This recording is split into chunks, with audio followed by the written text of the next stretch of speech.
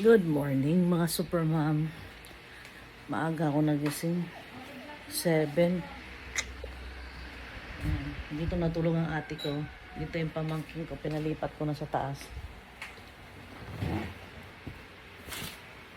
Ayaw matulog sa taas. Malamig kasi dito sa baba.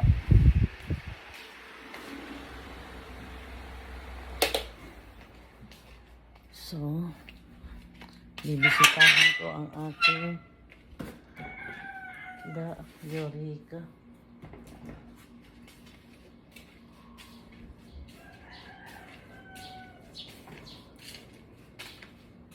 Nandito pa yung hinarang namin, no? Nung baha. Ayan ang kotse namin. Nag-iisa lang. Yan. Nag-iingat na yung mga pitbahay namin lahat. Ayan. Yan dati. Yan. Dito yan nakaparada. Yan. Yung mga yan, dito rin yan nakaparada. Ngayon, pag umuulan-ulan, katulad kahapon, umulan ng malakas. Yan, inaangat na nila yung mga kotse nila. Katulad yan, no, sa kapitbahay namin. No. Yan.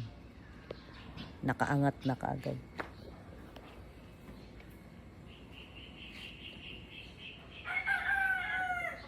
Yan. 'Di ba? Kung dati-rati mula doon, ayan. Hanggang doon sa dulo. Punong-puno ng kotse lagi 'yan.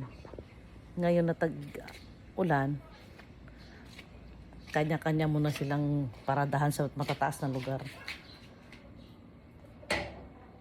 Ako kagabi, tulog ako pero yung diwa ko, parang nakikinig lagi ako na bakang umulan. Kasi pag umulan naman dito na malakas, tapos pagka nagkaroon ng tubig na sa kalsada na hanggang alampakan, lahat yan nagtatanggalan na lahat ng kotse yan. Tapos nagsisigawan ng mga kapitbahay, ay kotse nyo, lipat nyo na kasi tumataas ang tubig. Ganon dito. Sa awa ng Diyos, hindi naman na umulan. Kaya, hindi na diligan ito. Teka, magdilig muna ako.